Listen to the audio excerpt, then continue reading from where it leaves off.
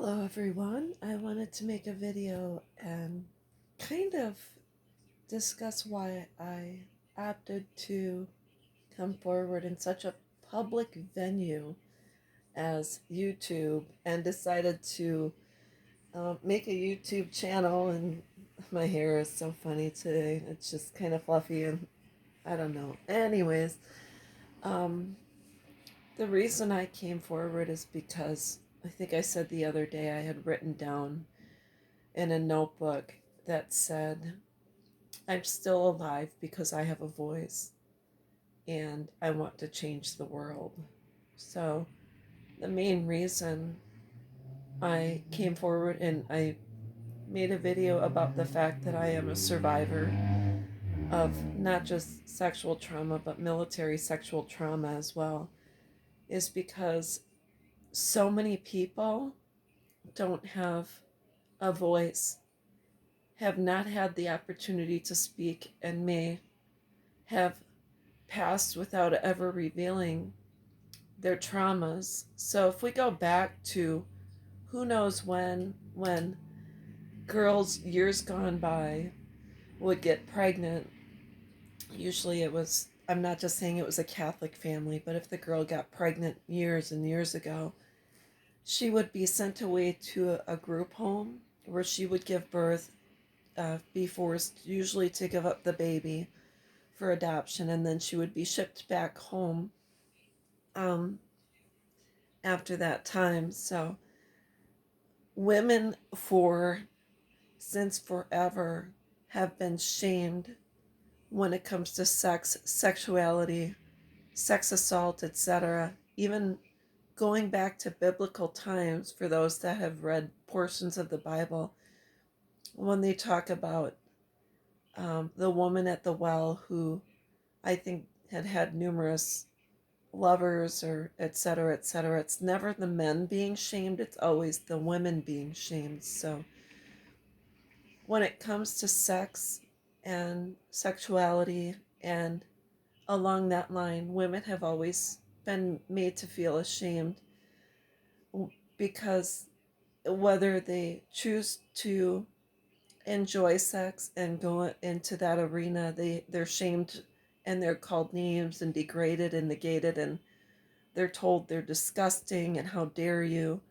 While no one has ever looked down on men, even in the case of rape and heinous acts against children. I mean, we look at them and we hope that they're convicted, but it's and maybe they are shamed, or they get theirs in prison. But when it comes to sexuality, women are always shamed. So when you're put into this arena and you are raped or assaulted, there not only is the stigma of sexuality involved with it, but it's the what did she do that would cause this act to happen. So I'll also explain another reason why I came forward and told my story.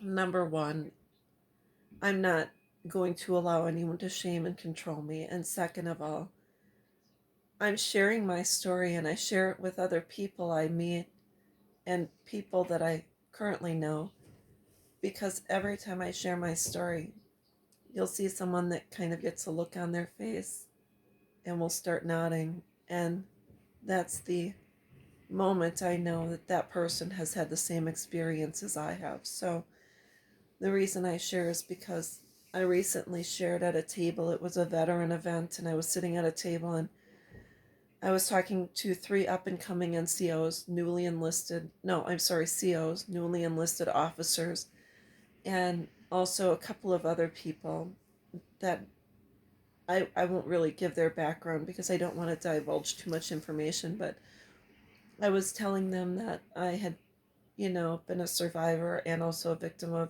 military sexual assault, and, that I was retired at 100%, service connected. And I wanted to talk to the COs and these new enlisted higher ranking individuals because I wanted to tell them that they needed to become aware and conscientious of sex assault in the military, and that I was hoping that they would make changes for enlisted soldiers along with higher ranking individuals, and also that they should always make their soldiers feel safe to come to them if they feel uncomfortable or whatever, and that there should never be an instance where a male soldier enters the room of a female soldier by himself to do any sort of inspection. They should always be accompanied by a female soldier.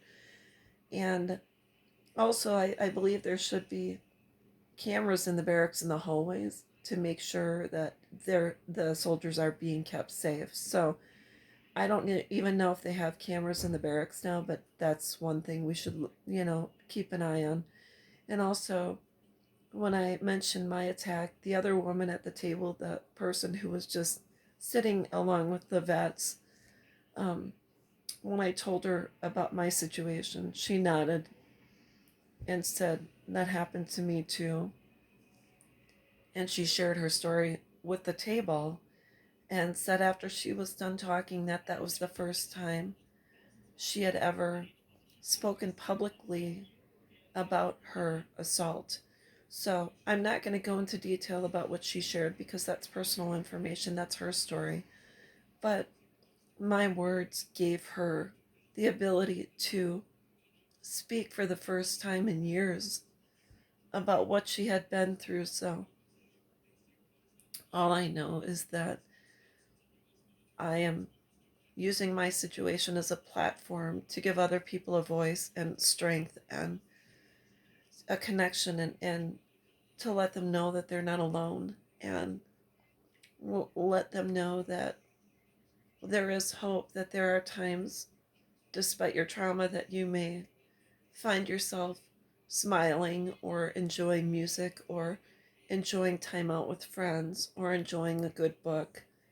And all I know is that I wish I had spoken out sooner. I wish I had told sooner. I wish I had told within the statutes.